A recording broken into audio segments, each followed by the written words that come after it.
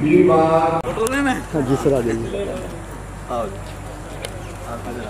हाँ डालिए, आओ भाई साहब, आ जाओ ना,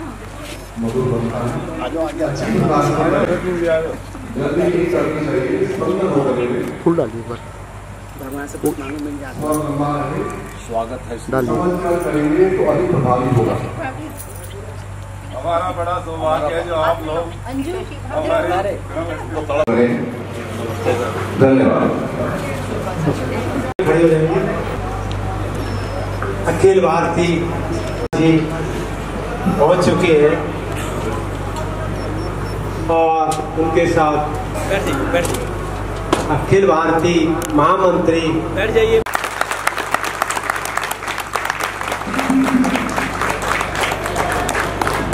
सादा शुरू करो।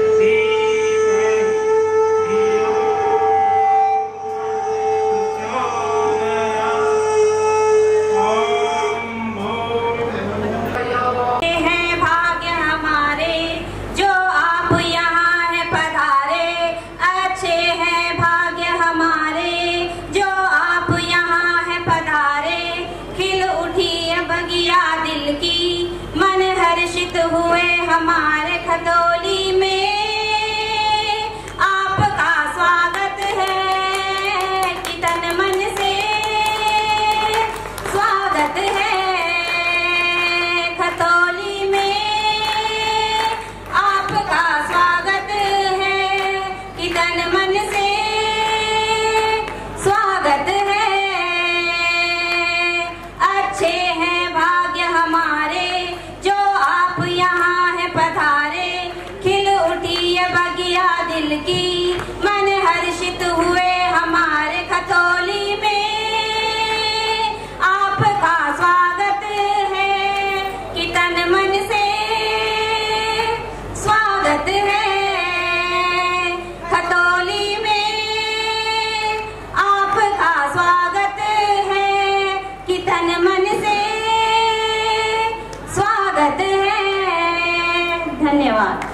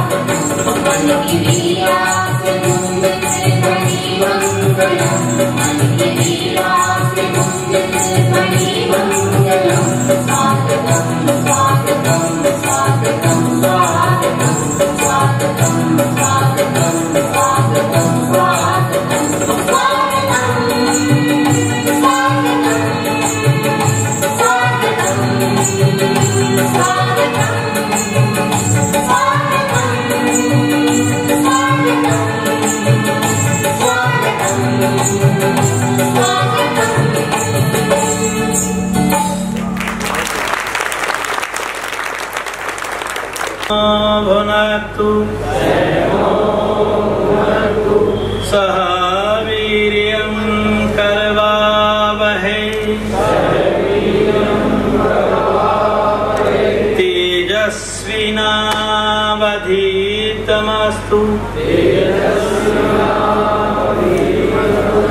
मा विद्विषावहै।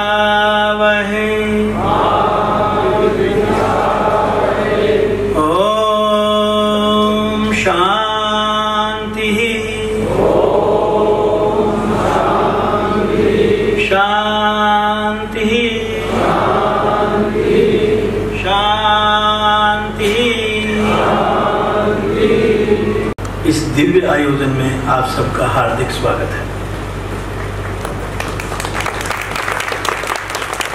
प्रथम सत्र में हमने साधना पक्ष पर चर्चा भी की और अभ्यास भी किया, क्योंकि दो चीजें होती हैं, एक थ्योरी और एक प्रैक्टिकल। डॉक्टर सीधे कोई नहीं बन जाता, पहले वो अध्ययन करता है पुस्तकों का, अपने टीचर्स की बताई गई बातों को बड़े ध्यान से सुनता है, एग्जाम देता है, MBBS पास करता है। पर MBBS पास करने के बाद भी सीधे कोई दवाई नहीं लिखता पेशेंट को, कभी नोट कीजिएगा ये। वो किसी वरिष्ठ डॉक्टर के देख रेख में कुछ दिन किसी अस्पताल वगैरह में प्रैक्टिस करता है, फिर वो अपना क्लिनिक खोलने लायक बनता है। अगर सीधा खोलते तो पक्का 5, 7, 10 का तो काम हो ही जाएगा, MBBS की डिग्री लेने के बाद भी।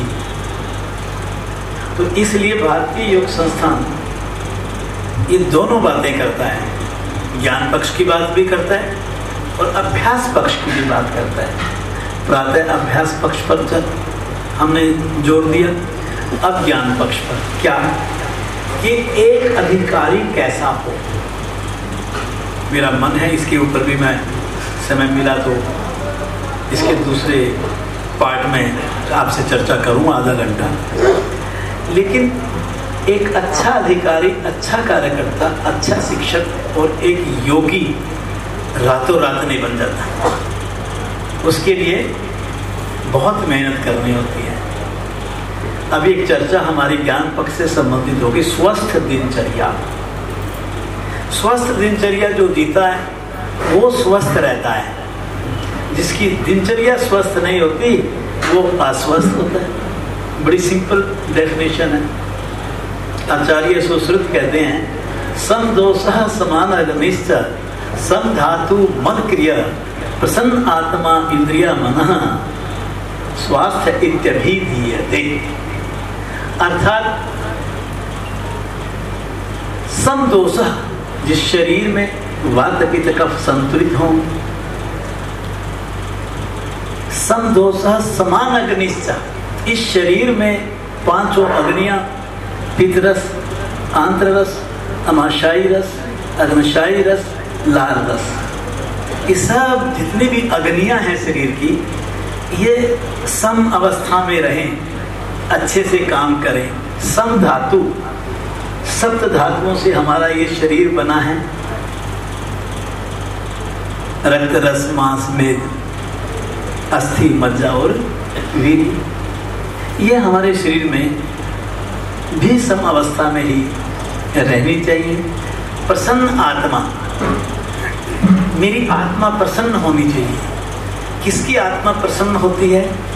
जिसके भीतर हर वक्त शुद्धता, पवित्रता, आध्यात्मिकता का प्रसाद प्रवाहित होता है। मेरी आत्मा प्रसन्न हो, मेरा मन शांत हो, प्रसन्न आत्मा। इंद्रिया, मेरी इंद्रियां सांसारिक ना हो, बहिर्मुखी ना हो, अंतर्मुखी हो। उसके बाहर के दरवाजे बंद और भीतर के दरवाजे खुल जाएं। ये नहीं है हलवा देखा तो 3 बार कर दिया काम, और शुगर 220। ये बहिर्मुखी इंद्री है। जब हम जिस इतिहार की साधना है, इंद्रियों की साधना बाहर से भीतर जाने की साधना है। जब व्यक्ति ऐसी अवस्था को प्राप्त कर लेता है, क्या कि उसके सभी धातु समवस्था में हो, उसकी मल क्रिया सहज हो, उसके तीनों जो वात पित्त कफ है वो समावस्था में हो, उसकी सारी अग्नियां संतुलित हो, उसकी आत्मा प्रसन्न हो, उसका मन शांत हो, उसकी इंद्रियां उसके नियंत्रण में हो, तो ऐसे व्यक्ति को हम स्वस्थ व्यक्ति कहेंगे। बोलो आप में से कौन कौन स्वस्थ रहना चाहता है? स्वस्थ बना लोगे, फिर अपनों को स्वस्थ बना लेना, और अपने कौन होंगे? ये पूरा समाज, ये पूरा देश और ये पूरा विश्व मेरा अपना होगा। हम परिवार किसको मानते हैं? हम घमंड किस पे करते हैं? पति पत्नी, 2 बच्चे, लड़की दामाद बहू बेटा पोता पोती नाता नाती, 8 10 12 लोग बनते होंगे। अरे पगले इंसान, जरा सोच, जो तूने अपना ये परिवार बना के जिस पे अपना जीवन लुटा दिया, ऐसे उसने भी अपना एक अपना परिवार बना रखा है जिसका तू भी सदस्य है। तो उसके इतने बड़े परिवार को भूल करके केवल अपने परिवार में खो गया, तो तू स्वस्थ कैसे रह सकता है? चिंतन कर। और अपने को भी अगर स्वस्थ रखना है तो स्वस्थ दिनचर्या का पालन करो। बोलो क्या करो? पूछा बोलो, क्या होती है स्वस्थ दिनचर्या? अगर उसका आप अनुकरण करेंगे, उसको अपनी दिनचर्या का हिस्सा बनाएंगे, स्वभावतः उसका पालन करेंगे, तो मैं दावे से कह सकता हूं समाज में रोगी व्यक्ति ढूंढे हुए भी नहीं मिलेंगे। सबसे पहले क्या करना चाहिए? सबसे पहले ब्रह्म मुहूर्त में उठना चाहिए, जो सुबह बात कर रहा था मैं। कई ऐसे लोग होते हैं शहरों के अंदर, आजकल खतौली में भी होंगे, जिन्होंने पिछले 8-10 साल से उगते हुए सूर्य को देखा ही नहीं होगा। मेरठ में भी होंगे ऐसे बहुत से। दिल्ली में तो दुनिया है, देखते ही नहीं उगते हुए सूर्य। और जो ब्रह्म मुहूर्त में उठते हैं उनकी खासियत बतला रहा हूं। एक सूत्र आता है, ब्रह्मो मुहूर्ते स्वास्थ्य रक्षात आयुष, अर्थात जो ब्रह्म मुहूर्त में उठते हैं ईश्वर उनके स्वास्थ्य की रक्षा करता है और वो दीर्घ आयु होते हैं। जो ब्रह्म मुहूर्त में उठते हैं उनके चेहरे पर तेज होता है।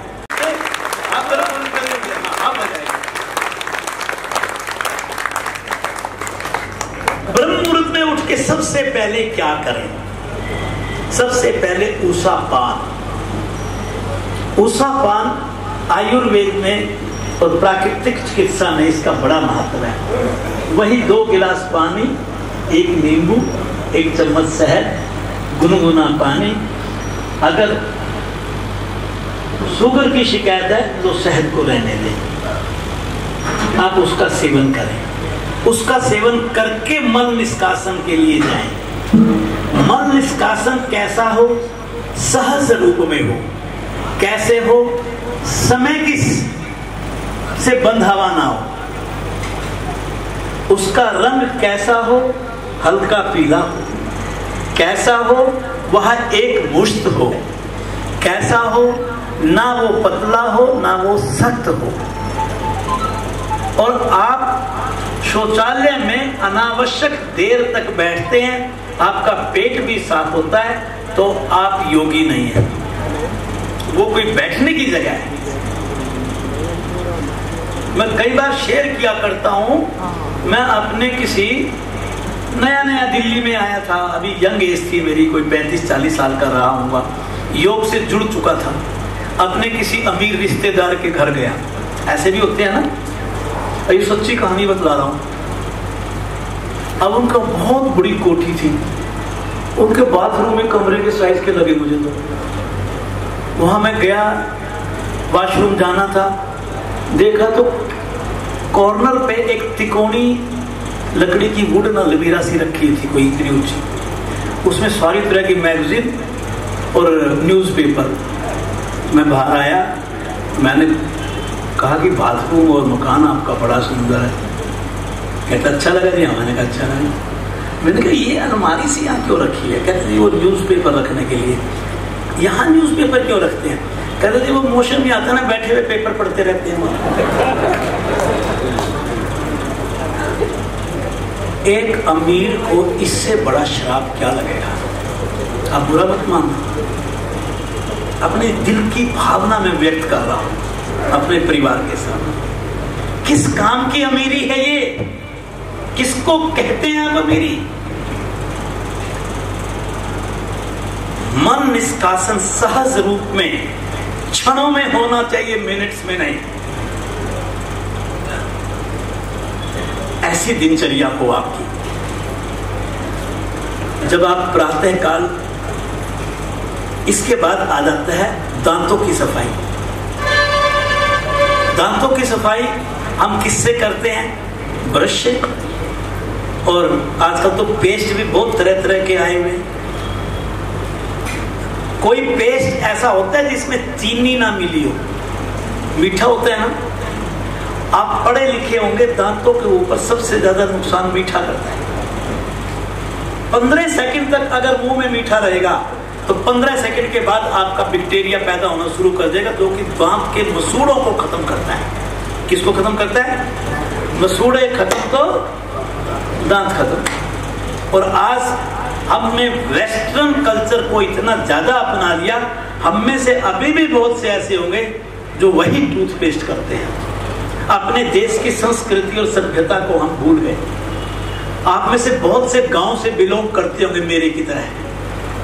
हम लोग जब छोटे होते थे गांव में, तो नीम की दातुन तोड़ करके लाया करते थे और घर तक आते आते उसका चबा के ब्रश बना के उसको चबाया करते थे। आप हकीकत मानना, WHO में कैंसर के डिपार्टमेंट के HOD ने कहा है कि जो प्रतिदिन नीम की दातुन करता है उसको कभी भी जिंदगी में मुंह का कैंसर नहीं हो सकता। हमने अपने हिंदुस्तान में जो नीम की दातुन किया करते थे उसको छोड़ करके क्या करना शुरू कर दिया, इसलिए कैंसर बढ़ गया। अब नीम की दातुन शहरों में आसानी से उपलब्ध नहीं होती। भगवान से को साक्षी बना के कहता हूँ, जब से हो संभाला आज तक मैंने अपने परिवार के किसी सदस्य को ये नहीं कहा कि आज मेरे सर में दर्द है।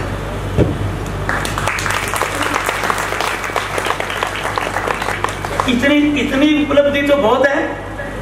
डैंड्रफ ना हो, सर में दर्द ना हो, चेहरे पे चमक रही, त्वचा पे सलवट ना पड़े, झुर्रियां ना पड़े, उम्र ज्यादा हो जाए, शरीर में ताजगी हो, आप फुर्तीले बने रहो, रात को नींद बढ़िया आए। महीने 2 महीने का बच्चा हो, उसको दोपहर को नहला करके मालिश करके लिटा दो, 10 सेकंड में सो जाएगा। तो मालिश अगर शरीर को दोगे तो आपकी त्वचा और त्वचा के पास जब तेल आएगा तो आपके बालों के नीचे तेल ग्रंथियां हैं, और ये जो तेल ग्रंथियां जो हैं, जब ये सक्रिय होती हैं इस मालिश से, और जब ये सक्रिय होती है तो जैसे धूप के संपर्क में आती है तो ये मिलकर के दोनों आपस में विटामिन डी बनाते हैं। बड़ी उम्र में शरीर में विटामिन डी की कमी आ जाती है। हम विटामिन डी की गोलियां खाते हैं। आप हर रोज मालिश करो, आपको विटामिन डी की गोलियां खाने की जरूरत नहीं पड़ेगी। कितनी बढ़िया बढ़िया बात है। जब हर रोज मालिश करेंगे आपकी मांसपेशियों का मेटाबॉलिज्म बढ़िया हो जाएगा, और मांसपेशियों का मेटाबॉलिज्म जितना बढ़िया होगा, आप देखिए आपकी थायराइड ग्रंथि तो एक्टिवेट रहेगी, आपको शुगर की बीमारी नहीं होगी, आपके शरीर एक्टिव बना रहेगा, आपकी बॉडी एक्टिव बनी रहेगी। तो त्वचा, शरीर और मन, इन तीनों को ठीक रखने के लिए प्रतिदिन मालिश करो। यहां से ऊपर आप लगा सकते हैं। गर्मियों में नारियल का तेल, सर्दियों में बादाम का तेल इस हिस्से में 12 महीने लगाया जा सकता है। इससे नीचे वाले हिस्से में गर्मियों में आपको नारियल का तेल प्रयोग में लाना चाहिए, सर्दियों में तिल का तेल प्रयोग में लाना चाहिए, सरसों का तेल 12 महीने कभी भी प्रयोग में लाया जा सकता है। आपको एक तेल बनाने की विधि बतलाऊंगा, शायद गर्मियों का बतला दूं तो ज़्यादा बढ़िया है, क्योंकि अभी तो नवंबर में बहुत महीने पड़े हैं। धीरे धीरे बोलूँगा, जिन पे डायरी पेन है वो लिख लो, जिनके पास डायरी पेन नहीं है आपको तरीका बता देता हूँ, मोबाइल में रिकॉर्डिंग शुरू कर दो, घर जाके सुन लेना, है कि नहीं। एक आपने मजिष्ठा सुना होगा, एक शतावरी सुना होगा। क्या बोला? मजिष्ठा और शतावरी। 15 ग्राम शतावरी, 15 ग्राम मजिष्ठा, और लगभग आप अगर अच्छा शुद्ध पाउडर मिल जाए चंदन का तो ठीक है, लकड़ी मिल जाए तो ऐसी कि उसको थोड़ा सा इतनी पतली होगी कुट जाए वो छोटे छोटे पीसेस में, और लगभग 3 से 4 मुट्ठी सूखे हुए पत्तों की, नीम के पत्तों की लगभग 2 से 2.5 लीटर पानी में डाल दो।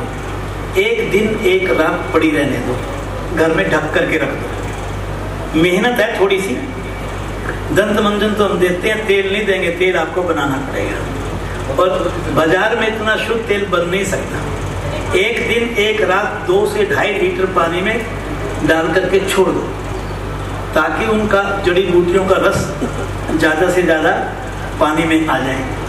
जब आ जाएगा तो एक दिन एक रात के बाद पतीले में उन जड़ी बूटियों समेत उबलना शुरू रख दो, सिम से सिम गैस के ऊपर, इतना कि 2 घंटे कम से कम उबलता रहे और पानी आधा रह जाए, 1 लीटर के आसपास रह जाए।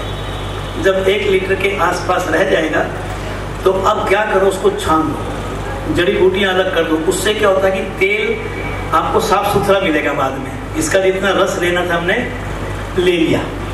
अब उसके बाद आप क्या करो, इसके अंदर 1 लीटर नारियल का तेल डाल दो, कोकोनट ऑयल डाल करके अब इसको फिर दोबारा सिम गैस पर रखो। अब इसको पकने दो सिम गैस पर। थोड़ी सी मेहनत जरूर है, और मैं वो बतलाता हूँ जो मैं करता हूँ। अगर आप भरोसा करते तो यही सी तेल का उपयोग आज की तारीख में पूरे शरीर में मैंने किया हुआ, इस टाइम पे जो आपके सामने बैठा। मैं हमेशा कहता हूँ, जो कहते हो वो करो, अनुभव बोलोगे तो सामने वाले पर उसका प्रभाव आएगा। को आप उबलने दो धीरे धीरे धीरे धीरे, उसमें एक चिड़चिड़ की आवाज आए, क्योंकि पानी और तेल 2 चीजें हैं, माताएं अच्छी तरह समझती होंगी। जब तक पानी वाला हिस्सा खत्म नहीं होगा तब तक वो आवाज आती रहेगी। जब खत्म होने को हो जाए तो उसमें आप 8 से 10, जैसे इस मौसम में गुड़हल के फूल बहुत खिले हुए हैं, हर जगह मिल जाते हैं, घरों में गमलों में भी होते हैं। 8 से 10 गुड़हल के फूल, 4 से 6 भी डाल दोगे, क्योंकि 1 ही लीटर है तो भी चल जाएगा। 4, 5, 6 गुड़हल के फूल डाल दो, उसको फिर थोड़ा सा पकने दो। अब उसके बाद जब आपका पानी वाला हिस्सा पूरा खत्म हो जाए, सिर्फ तेल बच जाए, अपने आप ही वो आवाज आनी बंद हो जाएगी, तेल बिल्कुल साफ नजर आने लगेगा। अब उसके अंदर क्या करो, आप लगभग 10 ग्राम के आसपास, 8 ग्राम के आसपास, 6 से 10 ग्राम के बीच में कोई भी क्वांटिटी हो सकती है, कोई एलोपैथी दवाई तो है नहीं। कपूर 2 तरह का आता है, एक तो ये जो आप जोत पे लगाते हैं, दूसरा आता है गांठ वाला, तो वो मिल जाए दूसरे वाला तो ज्यादा बेटर है, ना मिले तो आप ये डाल सकते हो। उसमें कपूर डाल दो, कपूर डाल करके अब इसको ढक करके ओवरनाइट रख दो, सारी रात। अगले दिन फिर इसको छान दो, छान करके इसको एक कांच की बोतल में रख दो। अब आप इसका तेल का प्रयोग करो, देखो आपको कितना आनंद आएगा। अगर किसी को स्किन सिरोसिस की प्रॉब्लम है, अगर स्किन सिरोसिस की, फंगस की स्किन के ऊपर प्रॉब्लम है, तो आगे इसकी और एक्सटेंशन कर सकता है 10 दिन के लिए। इसके ऊपर नीले रंग का ट्रांसपेरेंट पेपर आता है, सेलोफिन पेपर जिसको बोलते हैं, वो बांध करके उस पर धागा बांध दो, धागा बांध करके लकड़ी की पटरी के ऊपर रखो, 6 से 8 घंटे प्रतिदिन धूप दो इसको। यह रंग चिकित्सा जो जिनको नेचुरोपैथी का नॉलेज है, ये रंग चिकित्सा उसमें आ जाएगी। जो हमारा नीला रंग है ये हमारी त्वचा के लिए फायदेमंद होता है। अगर किसी का पेट खराब रहता है, कब्ज वगैरह रहता है, तो वो पीले रंग का पेपर बांध ले सकते हैं। मैंने और आगे की बता दे। बहुत ज्यादा रहता है तो लाल रंग का बांध ले। वो लाल रंग का सर्दियों में बांधना चाहिए, इस पे ना बांधो। इसमें आप नीले रंग का बांधो। नीले, अगर किसी को सिरोसिस है तो, वरना तो वो तैयार हो गया था, छान लिया, कांच की बोतल में रख लिया और आप इसका प्रयोग करो प्रतिदिन। आप देखो कितना आनंद आएगा इस तेल का। ताली बजाए। मैं सोचता बजाओगे तुम्हारी इंतजार करके फिर याद दिला दिया। सुस्ती नहीं आए इसलिए बीच बीच में ताली बजाते रहे। योग मंदिर में तो बता दिया आपको, योग मंदिर में भी डलवा देंगे। एक त्वचा का सीधा इलाज था, आज हम उनको भूले बैठे। आप सच मानो, अगर वापस वहां लौट आए तो त्वचा का रोग दिखाई नहीं देगा। 12 महीने आपको ये भी बनाने का तरीका बता रहा हूं। आप मसूर की जो दाल होती है, साबुत मसूर, जो काला मसूर बोलते हैं उसको, काला मसूर, 1 पाव काला मसूर घर में ग्राइंडर में डाल करके 2 मिनट के अंदर आटा तैयार हो जाता है। 2 मिनट के अंदर बिल्कुल। और 1 पाव इकट्ठा मत डालना ग्राइंडर में, 2 या 3 बारी में 100 ग्राम कर लो। आपको इसको बाजार से नहीं लाना, अपने हाथ से पीसो, आप वो बना लो। और आप 250 ग्राम ले लो मोटा बेसन। 2 तरह के बेसन आते हैं, एक पतला जिसकी कड़ी बनती है, एक मोटा बेसन भी आता है जिसके लड्डू बनते हैं शायद, हाथ है ना। तो मोटा बेसन, 1 पाव मोटा बेसन, 1 पाव क्या बोला मैंने, काले मसूर की दाल को पीस लो दरदरी सी। और उसके बाद इसमें 1 किलो में मिला दो मुल्तानी मिट्टी का पाउडर। मुल्तानी मिट्टी का पाउडर मिल जाता है आराम से, पंसारी की दुकान से मिल जाता है, कोई दिक्कत नहीं है। अब उसके अंदर आप क्या करो, 3-4 चम्मच, 3 चम्मच, ज्यादा नहीं, ज्यादा करोगे तो आपका कपड़ा जो है ना येलो होने लग जाएगा। हल्दी डाल दो और 4 मुट्ठी ऐसे भर करके नीम में, मैं जितने इलाज बताऊंगा हर काम में मेरा नीम आएगा, चाहे तेल हो, चाहे दंतमंजन हो, चाहे ये हो। बहुत बड़ा इलाज है ये, लेकिन हम समझते नहीं है, नीम की कीमत नहीं समझते। 4 मुट्ठी नीम के पाउडर की डाल दो, अब नीम के पत्तों के पाउडर की, और ये आपका क्या बन गया बोलो। और ज्यादा थोड़ा पैसा खर्च करने का मन है तो उसमें 100 ग्राम, 70 ग्राम, 80 ग्राम चंदन का पाउडर डालो, क्या आनंद आएगा देखो। और आप इसको क्या करो, 2 घंटे पहले पानी में भिगो दो, दूध में भिगो दो, थोड़ी सी, जिसको ज्यादा प्रॉब्लम है तो हल्की सी ग्लिसरीन मिला दो। आप ऐसे उसको छोड़ दो 2 घंटे के लिए, और फिर उसको मसलना अच्छी तरह से है, और थोड़ा पानी डालने में इंतजार करो 2-4 मिनट की, अच्छी तरह से रगड़ो, सर पे लगाओ, बॉडी पे लगाओ, हाथ पे, पैर पे। इससे बढ़िया कोई भी उपकरण धरती पर नहीं है। और आपके याद हो, पहले जब शादी होती थी, ये भी आपको याद दिला दूं, 1 हफ्ता पहले उसको उपटन लगाया करते थे। जौ का आटा वो भी बनता है, वो एक अलग बनता है, इसमें भी मिलाना चाहो तो ठीक है, वरना जरूरत नहीं है, इसमें बहुत मसाला आ गया। आप पहले उपटन लगाया करते थे, और उपटन लगा के कहते थे लड़का या लड़की देखो उसका रंग बदल गया, गोरा हो गया, वो 1 हफ्ते में गोरा कर देते थे। आप रोज लगाओ ना, देखो कितना आनंद आ जाएगा। हाँ? आप सिर्फ 2 पॉइंट शॉर्टकट में बतलाऊंगा, क्योंकि उस पर मैं बहुत बोल चुका हूं। ये सब कुछ करने के बाद योगाभ्यास, जो योगाभ्यास करेगा उसका पाचन ठीक रहेगा, उसका निष्कासन ठीक रहेगा, उसकी हड्डियां ठीक रहेगी, उसका सर्कुलेटरी सिस्टम बढ़िया होगा, उसका श्वसन प्रणाली बढ़िया होगी, उसकी प्रतिरोधक प्रणाली बढ़िया होगी, उसकी ग्रंथियों का स्राव बढ़िया होगा, उसके अंदर काम करने की क्षमता अच्छी होगी, उसका मन बढ़िया रहेगा। योगाभ्यास में आसन भी हो गए, प्राणायाम भी हो गए, ध्यान भी हो गया, और उसके साथ आपकी इस दिनचर्या का सबसे बड़ा हिस्सा है दूसरों के लिए कुछ करना, जिसके बदले आपको कुछ नहीं चाहिए। अपनी चाह के लिए हम सब कुछ करते हैं, लेकिन हमेशा अपने आप से पूछो 24 घंटे में ऐसा कौन सा काम है जो मैंने वो किया, लेकिन मुझे उसके बदले ना प्रशंसा चाहिए, ना मुझे पैसा चाहिए, ना मुझे शोहरत चाहिए, ना मुझे पद चाहिए। मैंने सेवा करी और मैं भूल गया। सेवा करके जो भूल जाते हैं वो सेवा भगवान के यहाँ हमारे खाते में क्रेडिट होती है, बाकी कोई नहीं। अगर मैं सेवा इसलिए करता हूँ कि लोग मुझे जाने, मुझे पहचाने, मेरे को महत्व दें, वो सेवा भी कहीं ना कहीं स्वार्थ से जुड़ गई। भारतीय योग संस्थान हमेशा कहता है, और ये नहीं कि आपको प्रशंसा नहीं होगी, जब आप अच्छा काम करोगे आपको रिस्पेक्ट भी मिलेगी, लोग आपका आदर भी करेंगे, लोग आपके को श्रद्धा भी आपके मन में जागेगी उसके प्रति। लेकिन आप उसको देख करके फूलो मत।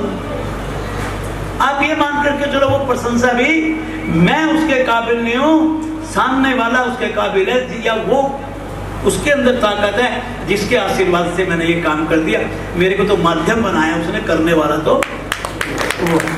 जबकि इस भाव से अगर आप अपनी दिनचर्या में सुबह 1 घंटा केंद्र में जाके एक आसन करवा दो, अरे 4 जूते की जोड़ी लाइन में लगा दो, बैनर ही लटका दो, उतार ही दो, दिन में किसी पड़ोसी को बाजू पकड़ करके प्यार से हाथ जोड़ करके समझा दो कि कल सुबह से तू मेरे साथ केंद्र पर चलना और तेरे को वहां भुजंग आसन सिखाएंगे और तेरी ये गर्दन का दर्द ठीक हो जाएगा। ये भी तो सेवा है भाई, ये सेवा नहीं है क्या?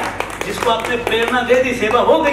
तो आप किसी भी रूप में अगर आपने कोई ऐसा काम कर दिया तो आपका जीवन सार्थक हो जाएगा। ओम शांति शांति। को आगे बढ़ाते हुए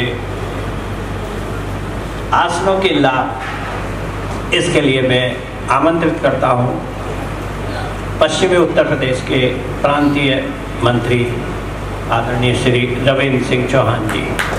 कि स्थिर सुखम आसनम, हमारा शरीर और मन आसनों के माध्यम से दोनों ही स्वस्थ होते हैं। जब शरीर स्वस्थ होगा तभी हमारा मन स्वस्थ होगा। शरीर अगर हमारा पीड़ादायक है तो मन उससे पहले पीड़ादायक हो जाएगा, क्योंकि मन आपका शरीर पर ही जाएगा, तो आप किसी कार्य में मन नहीं लगेगा। हमारे समाज में के लिए बहुत महत्वपूर्ण है, चाहे वो कोई बालक हो, बालिका हो, अध्यापक हो, अधिकारी हो, कोई भी सामाजिक व्यक्ति हो, सभी के लिए योग बहुत ही महत्वपूर्ण है। तो किसान तक हो वो कार्य जब भी मन से कर पाएगा। तो शरीर, इससे हमारा शरीर स्वस्थ बनता। सभी प्रणालियां जैसे पाचन, निष्कासन, रक्त भ्रमण, श्वसन प्रणाली आदि स्वयं ये सक्रिय बनते हैं आसनों के माध्यम से। हमारी प्रतिरोधक शक्ति बढ़ती है इससे, जो हमें रोगों से बचाती है। हमारी हड्डी व जोड़ लचकदार इससे बनते हैं।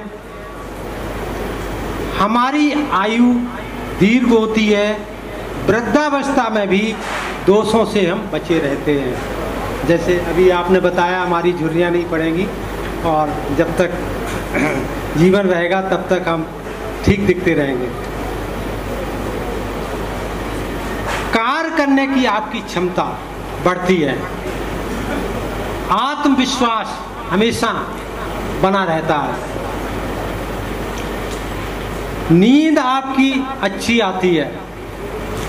विचार सकारात्मक बनते हैं। मन एकाग्र रहता है। जब मन एकाग्र रहेगा तो जो भी आपका कार्य होगा, जिस कार्य स्थल पर जाएंगे वहाँ मन लगा के कार्य करेंगे और वह कार्य आपका परिणाम अच्छा देगा। सफलता की कुंजी वही है कि जब तक जो कार्य कोई बेमन से करता, कार्य तो वो यहाँ कर रहा है, मन उसका दूसरी जगह है, वो उसमें कभी उसको सफलता नहीं मिलती है। कार्य तो उसने किया, अधूरा किया, लेकिन मन से नहीं किया तो उसके परिणाम उसके कभी नहीं आते। विचार सकारात्मक बनते हैं। मन शांत व एकाग्र रहता। हमारे सोचने और समझने और निर्णय लेने की शक्ति बढ़ती है। आज हमारे समाज में नकारात्मक सोच बहुत हो गई लोगों के पास। नकारात्मक सोच उसके आते ही नहीं। वो सोचते हैं सब ईश्वरी कार्य है, मैं करने जो जा रहा हूँ वो ईश्वरी कार्य करने जा रहा हूँ, तो हमें सफलता तो मिलेगी, हमें अपना कार्य करना, परिणाम तो ईश्वर के हाथ में है। लेकिन जब आप मन से काम करेंगे, ईश्वर वो तो माध्यम है, लेकिन आपका ही कार्य परिणाम देगा, क्योंकि मन से किया ना आप। गीता भी यही कहती है, चाहे कि कितना भी आप थोड़ा सा भी कार्य करेंगे, परिणाम तो निश्चित मिलेगा ही, उसे परिणाम को कोई रोक नहीं सकता। अभी नकारात्मक शब्द, 1 मिनट आप किसी के लिए गलत शब्द बोल दीजिए, आपको परिणाम तुरंत मिल जाएगा, तुरंत, देन एंड देयर, 1 मिनट नहीं लगेगा। लेकिन सकारात्मक का थोड़ा समय लगेगा। परिणाम मिला ना, सकारात्मक का भी मिलेगा, नकारात्मक का मिलेगा। नकारात्मक का बहुत जल्दी मिलता है कि जैसा आपने व्यवहार किया वैसा आपका मिल गया। तो योग में जब ये हमारी दिनचर्या में आ जाते हैं तो ये चीजें हमारी बदलाव आने लगते हैं। दिनचर्या हमारी व्यवस्थित हो जाती है। जैसे हमारे अभी अखिल भारतीय प्रधान जी ने बताया कि दिनचर्या की कितनी अच्छी व्यवस्था बताई है।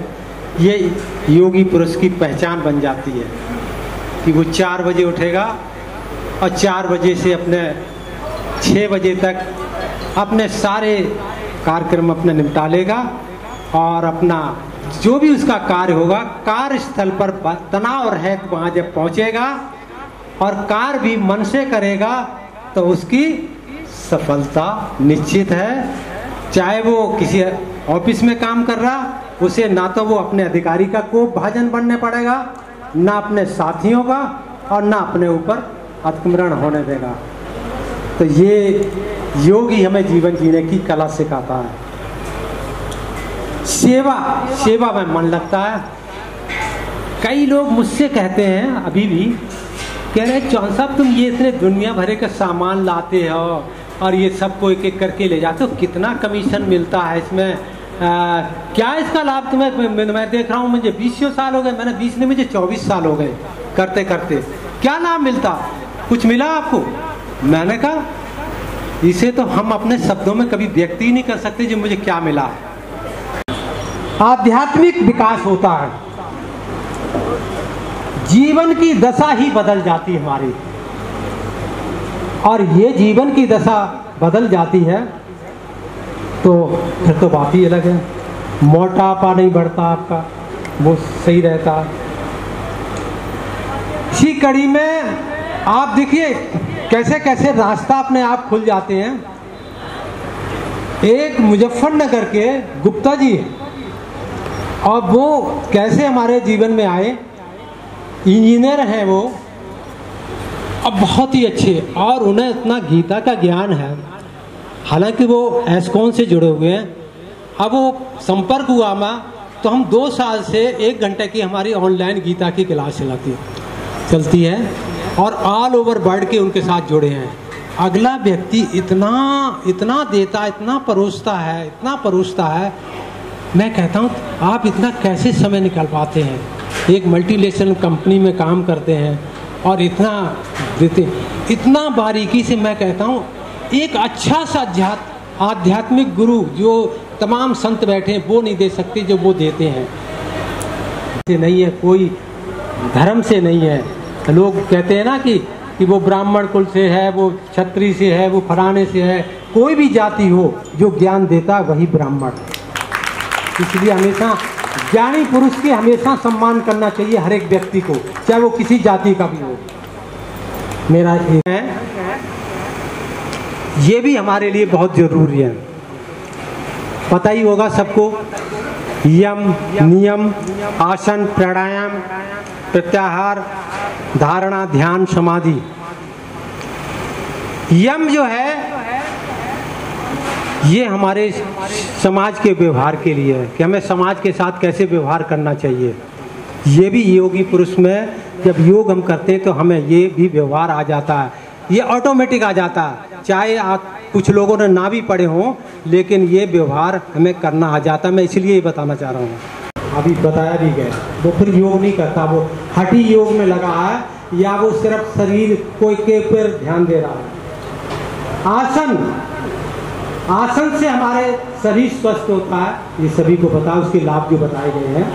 प्राणायाम ये मानसिक, जब तक ये हमारा ये ठीक नहीं होगा तो इससे हमारा मानसिक जो है विकार दूर होते हैं। अब प्रत्याहार ये हमारे इंद्रियों के लिए ही मिलता है। ध्यान, इससे हमारा चित्त शुद्ध होता है, उस परमात्मा की प्राप्ति की ओर भी बढ़ते हैं। जब चित्त सिद्ध होगा तो सब कुछ ठीक हो जाएगा। और समाधि ये अंतिम है, तो इसमें जब हम, ये अंतिम सीढ़ी है, इससे हमारी शरीर की इंद्रियां, मन शिथिल जब हो जाती हैं तो मन शांत होने लगता है और हम सजगता के साथ आगे बढ़ने लगते हैं। ये हमारे जो है चेतना में तल्लीन रहने का ये भी साधन है। तो ये 365 दिन की है, एक दिन की नहीं है। कुछ लोग हफ्ते में आते हैं 4 दिन और 20 दिन नहीं आते, तो वो साधना नहीं है। मैंने अपने जीवन में इस साधना का अनुभव किया। मैं तो ये सोचता हूँ कि ये हमारे शिक्षक ने मुझे जल्दी बुला लिया, भी थोड़े और रुकवाते तो मैं आना। सर्वांग आसन में मैं जब रुकता हूँ बड़ा मुझे आनंद आता है कि अभी तो इतनी जल्दी क्यों बुला लिया, अभी तो आनंद आना शुरू हुआ था और ही बुला लिया। जब आपकी स्थिति ऐसी हो जाए तभी समझ लो आसनों का लाभ है। ये अभ्यास आपको डालना पड़ेगा। भोजन पर नियंत्रण करना पड़ेगा। भोजन बहुत जरूरी है। जब तक भोजन नहीं सुधारेंगे तो आपको ये साधना में वो नहीं हो पाएंगे। दिन में बार बार ना खाएं, ये जरूरी है। ये तभी जाकर के फलीभूत होगी साधना। तो मैं ज़्यादा ना समय लेते हुए, बाकी तो साधना पर आसनों के बहुत लाभ हैं। जो देशी नहीं, विदेशों में भी, यानी पूरे विश्व स्तर पर भ्रमण करते रहते हैं, विदेशों में भी, भारत के सब केंद्रों के साथ साथ। तो ये देखिए कितनी मेहनतकार, कितना समय ये देते हैं। मैं इनको बहुत बहुत बधाई और धन्यवाद दूंगा। और हमारे जो दूसरे केंद्रों से आए हैं, आगरा से मूलचंद जी आए हैं, खड़े हो जाएंगे। और आगरा से और इनके साथ साथ मथुरा से भी 3 बंधु आए हैं, वो भी खड़े हो जाएंगे। इनका भी बहुत बहुत धन्यवाद, इन्होंने हमारा उत्साह बढ़ाया। जोरदार तालियां हो जाए।